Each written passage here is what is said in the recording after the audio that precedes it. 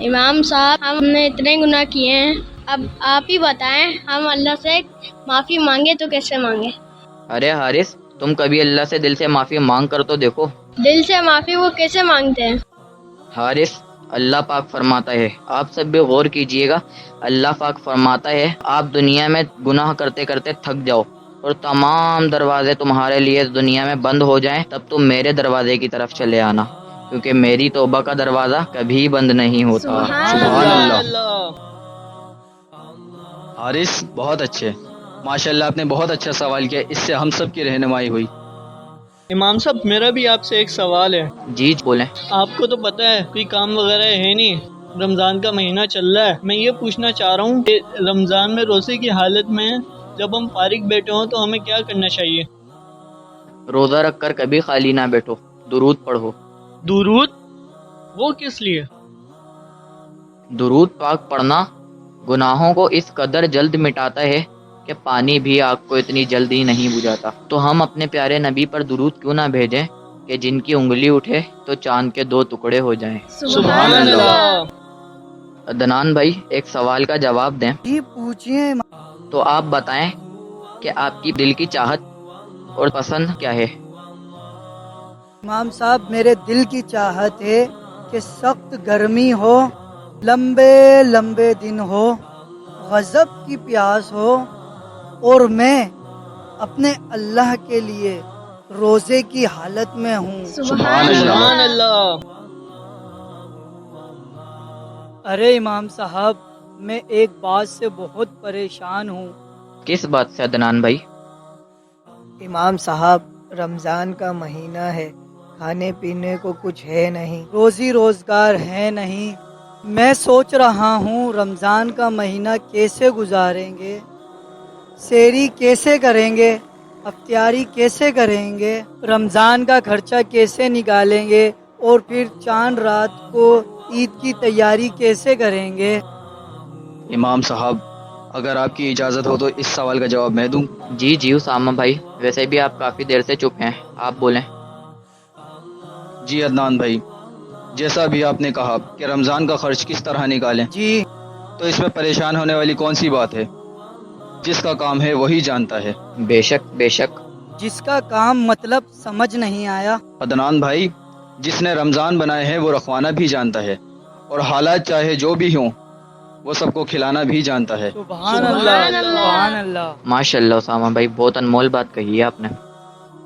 سبحان اللہ۔ اسامہ بھائی، آپ نے بہت اچھی رہنمائی کری، لیکن اب کرنا کیا ہے؟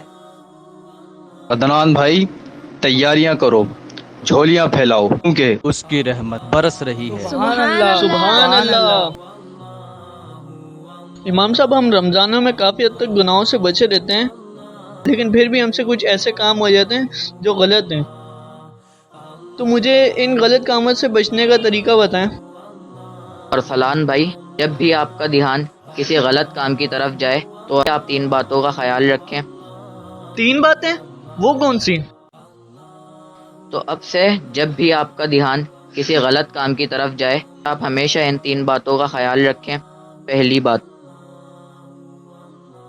اللہ دیکھ رہا ہے، اور دوسری سب سے بڑی بات، فرشتے لکھ رہے ہیں، اور تیسری سب سے اہم بات، موت ہر حال میں آنی ہے۔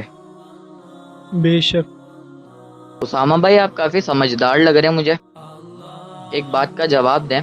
کچھ لوگ منفی سوچ رکھتے ہیں کہ ہم نے جتنی آس لگائی ہوئی ہے ہمارے حالات اتنے ہی بدتر ہوتے جا رہے ہیں۔ امام صاحب، ان کے مانگنے میں غلطیاں، خامیاں اور کمیاں تو ہو سکتی ہیں، لیکن اللہ تعالیٰ کے عطا کرنے میں کوئی کمی نہیں۔ بے شک بے شک۔ ویسے اسامہ بھائی، کیا کمی ہے ان کے مانگنے میں، اور انہیں کس طرح مانگنا چاہیے؟ عدنان بھائی، جب ایک بچہ رو رو کر اپنی ماں سے کچھ مانگتا ہے تو اس کی ماں کیا کرتی ہے؟ اس کی ماں اسے لاڈ پیار کر کے چپ کراتی ہے۔ اور ہاں، وہ اس کی ہر مانگ اور ضروریات کو پورا کرتی ہے۔ تو سوچیں کہ یہ تو ایک ماں کی بات ہے، اور ایک بات اور ہے جس کا کوئی منع نہیں کر سکتا۔ 70 ماؤں سے زیادہ پیار کرنے والا اللہ، اس سے زیادہ تو ہمیں کوئی بھی پیار نہیں کر سکتا۔ سبحان اللہ، سبحان اللہ۔ واہ واہ ساما بھائی. تو اب ہم اپنی امیدیں لگائے رکھو کیونکہ بس اللہ ہی ہے جو ہماری ہر مشکل کو آسان کر سکتا ہے. رمضان کے پیارے پیارے دنوں میں اور مہکی ہوئی راتوں میں جتنی ہو سکے اس سے کئی زیادہ اللہ کی عبادات کرو اور دل سے مانگو کیونکہ اللہ تعالیٰ اپنے بندوں کو کبھی ناراض نہیں ہونے دیتا. سبحان اللہ. سبحان اللہ. اللہ پاک اس رمضان کریم کی برکت سے ہم سب کی خوشیوں میں برکتیں عطا فرمائے. باغ بہار کا موسم آیا رب کو راضی کرنا ہے رمضانوں میں نیکی کر کے دامن اپنا بھرنا ہے. باغ بہار کا موسم آیا رب کو راضی کرنا ہے رمضانوں میں لائک سبسکرائب آئیکن کو دبا دیجیے.